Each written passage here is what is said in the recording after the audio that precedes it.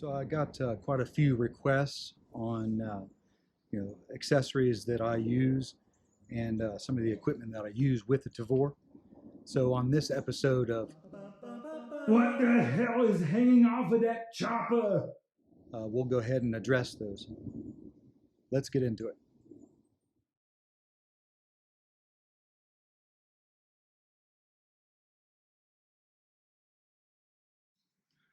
All right, so we'll start from the front of the gun here. Flip up sights just in case your main optic goes down. Anything. I just got these out of the bin. I wasn't using them. I don't know if some of you guys noticed, but backup sights are pretty darn expensive nowadays. So I just threw these on here just to have them, just in case this goes down. And one thing that not a lot of folks know, that if your sight goes down, you don't really need this rear sight, in a pinch. This makes a very good ghost ring. So when you pop it up, you can see the front sight through the housing. You can use that as your sight. You don't have to start searching for this little ghost ring here, especially to be a shotgun. You're not going to make a precise shot at 300 yards.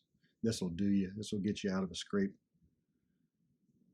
Next, we got a flashlight, which is pretty much a must-have on modern weapons that you're going to be using. This one is a Streamlight ProTac. I think it's 350 lumens. It's going to be a lot cheaper than the other option, which is a Surefire Scout. And I do like the Scout better. It has a better beam, has a better wash, but it's cheaper. It's like $200 cheaper than a Surefire. It has a pressure switch and stuff like that. The pressure switch I just glued on. It's in a nice spot to be actuated if need be, but it is less expensive, and right now in this day and age, less expensive is a win for me. Right, moving on to the optic. This is the Vortex AMG UH-1. This is the version 2. It doesn't have the USB port anymore, so you can't watch your favorite Netflix programs like Big Mouth and Cuties. So there's that. So now it's rated PG.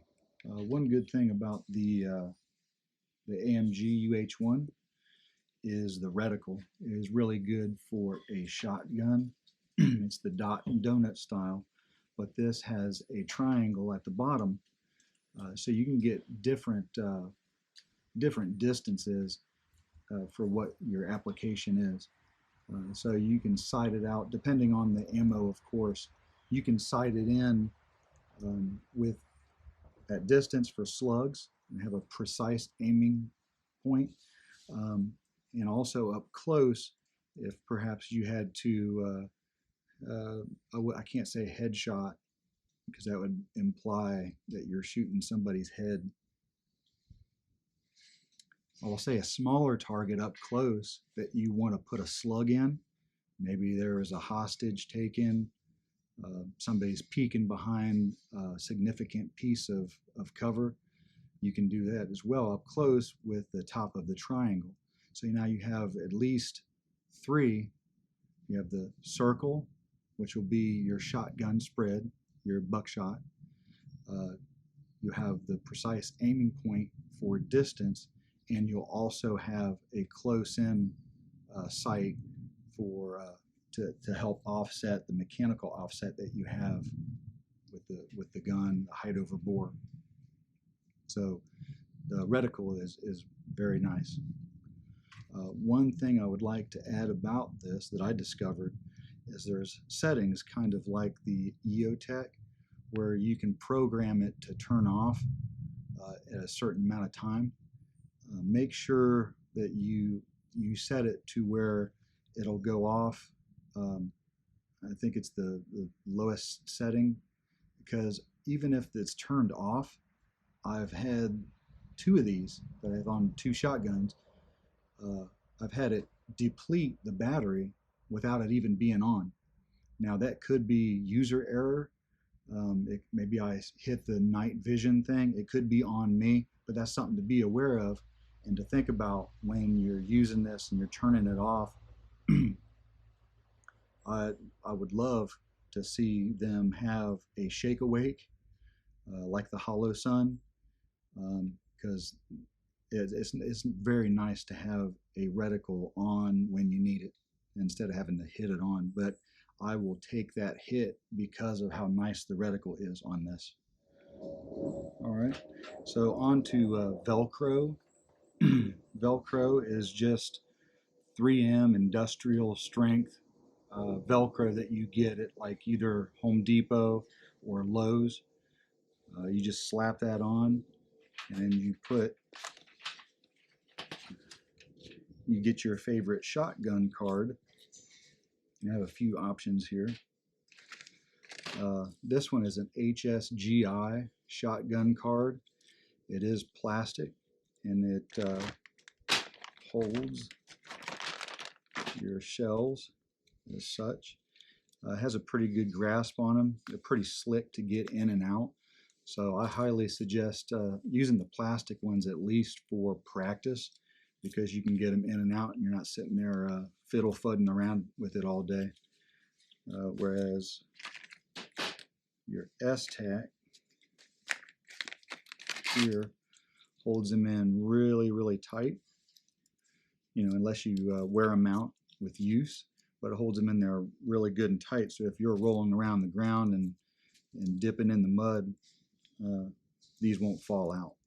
So I would use these for your grab and go type thing, and use the plastic ones for use your plastic ones for practice, because eventually, if you have these upside down, they're going to slip right out. So it's always good to try to have them upright, so gravity helps you.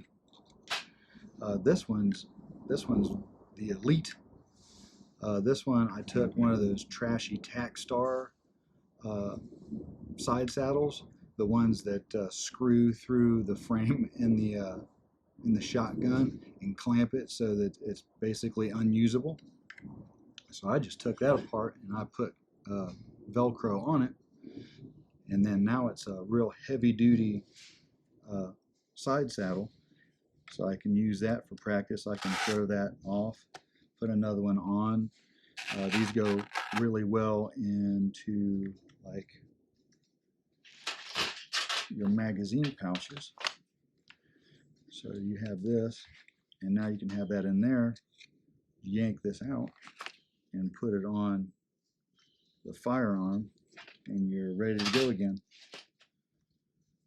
Up here I have a Magpul QD adapter. It's positioned up here because the one it comes with is positioned in a way that I'm not particularly comfortable with. It may work for some folks, but I like to set up all my slings to where I can get in and out. I can take this sling off, I can put it on a rifle, and I can get in and out of it. I can manipulate the gun. I can transfer over to the left shoulder without choking myself. I set them up all the same way, so they're all universal. So it's pretty much all in the same position. The only thing I do like a single point on is pump action shotguns, just because you have to manipulate the pump action, and it would get in the way. So the sling is a Viking Tactics padded sling. Has a nice padding on here from my frailty. And fortunately, the Tavor comes with a QD place right here that I can run up and over. So that's about all I have on here that didn't come from the factory. I know you can get a larger charging handle, but as of right now, I'm comfortable with the size that it came with until that until something changes my mind, I'll just keep the factory one on there. The muzzle device, I know that there's at least one manufacturer making them. I may look into that to see if it does anything. If it doesn't, then it's pretty much useless, and I'll save the weight. But that's about all I have done to this thing, other than help the action out a little bit, and then just dry fire it and get used to it. When you're thinking about adding gear onto your firearms, just think about all the weight that you're going to be putting on there. Is it going to get in the way of doing any sort of manipulations? And what you have to think about is what you're going to be doing with it in use and action. It's not just you're on the range and you're firing. If that's the case, fine, you don't have to think about anything further, but think about rolling around, getting down in the dirt.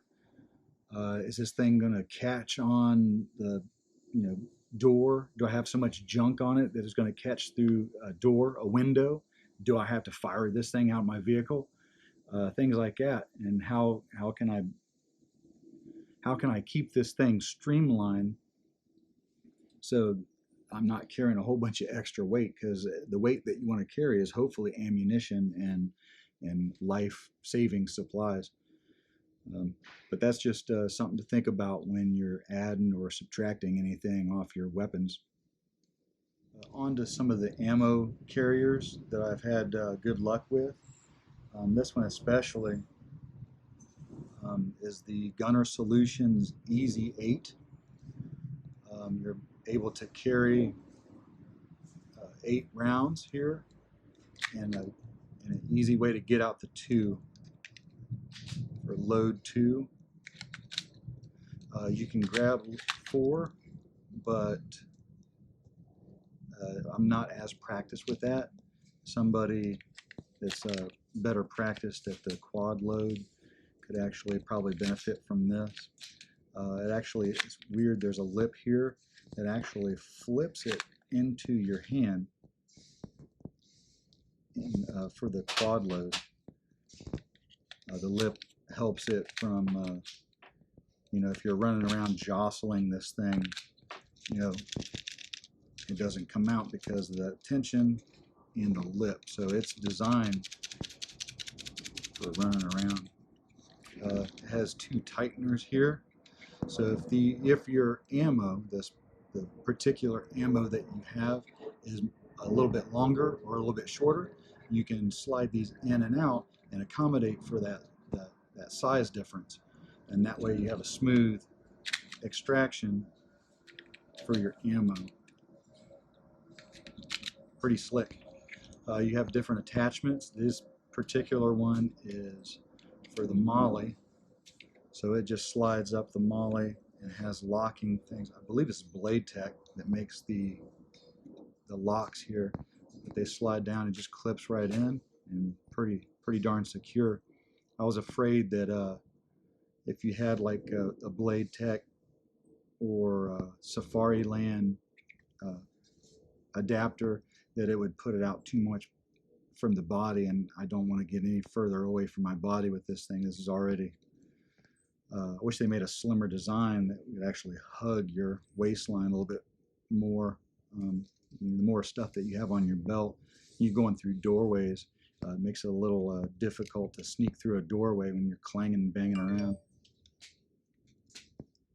But that's the Gunner Solutions Easy 8, highly recommended.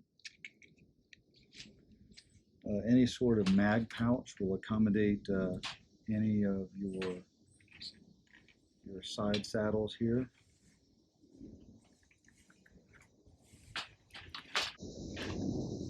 This right here is the SOE cop rig.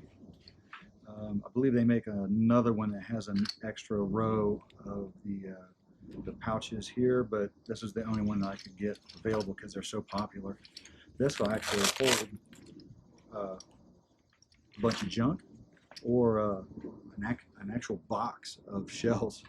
This thing is pretty darn slick, especially if you're training on the range and you want to load from your person instead of going out of a box like some Neanderthal.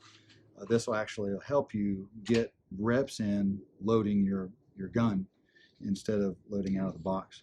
Something to think about. This right here is like the Clint Eastwood Dirty Harry thing. So punk, how many rounds did I fire? 36?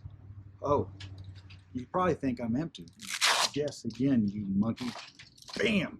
Now you have more rounds at your disposal. Super secret agent man.